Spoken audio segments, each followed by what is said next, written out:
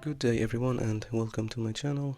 Today we will analyze the powerful and the famous Lasker Trap, which can be a very strong response to White's Queen's Gambit opening. It can also be a very good line for those defending against the Queen's Gambit in Rabbit or Blitz games especially. So today we are playing with the black pieces and the game starts d4, d5, c4.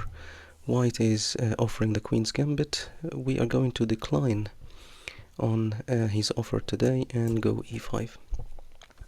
And this is the Alpine counter gambit, which is a very annoying move here, e5 for White, especially at the beginners or the intermediate levels playing the Queen's Gambit. And the reason is, Black is asking White for an immediate response to this move.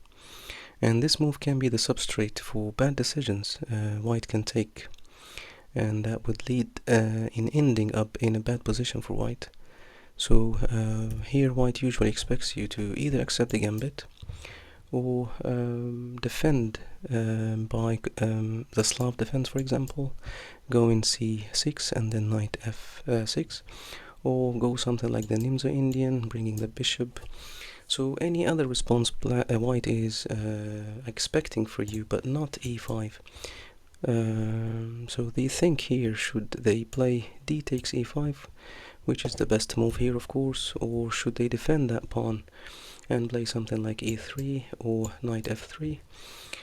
Should they advance and play c5? So it's a lot for White here to think about early on, and that's the beauty of this move here, e5. So here White carries on with the best move, d takes e5, and after that we advance the pawn to d4. And as you can see here, this pawn is controlling these two squares, particularly the c3 square, which is the favorite square for that knight to be developed on. We are preventing White from this, and for that White has to do something about that pawn. So they may play something like e3, which is a good, not a good move, it's a okayish move for White to play, hoping that you would take. And after queen takes check, you take back, and Black cannot castle anymore. And of course, in this position, White is better. But this is not we are going to give White today. Actually, we instead are going to play bishop before check. And here it's best for White to cover with the bishop. So they cover the check, and also they threat. They are threatening this bishop, this hanging bishop here on b4. Which is not defended at the moment. And here we can set a trap for White and ignore that threat and play d takes e3, inviting White to take the bishop for free. And that's the Lasker Trap here, because if White takes the bishop, they are in a trouble. That's a blunder move.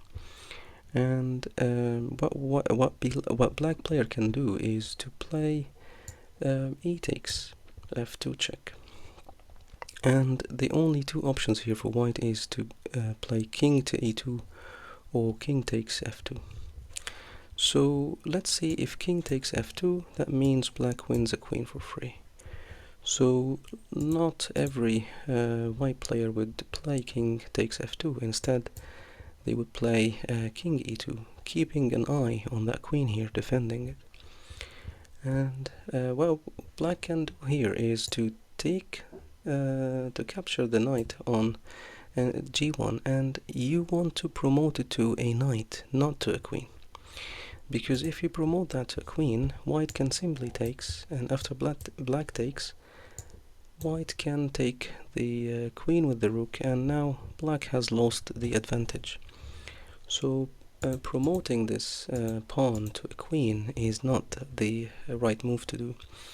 Instead, you capture the knight and promote to a knight, delivering a check here for the king. And let's see what White options are in this position. So there are certain squares that White cannot use. This square, for example, which is protected by the knight. This file here is covered with the queen, so Black has some limited squares to move on, which is the e3, the f2 and the e1 squares.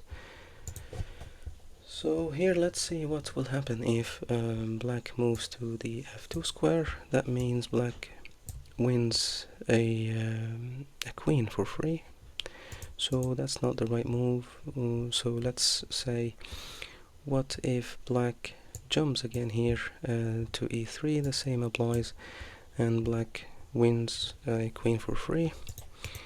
So the best move for white here is to go back to e1. And here, after going to the e1 square, black can play queen to h4 check, and the king wants to move into this square here. And look at the king here, extremely exposed in the center of the board. Of course, white cannot cover with this pawn, because after queens to e4 check, that means the rook here is lost. So that's the Lasker Trap, which is part of the Alpine counter gambit line. I hope you guys enjoyed today's video. I hope that you would try the Alpine counter gambit and the Lasker Trap in your future games, those who haven't played the Lasker Trap before.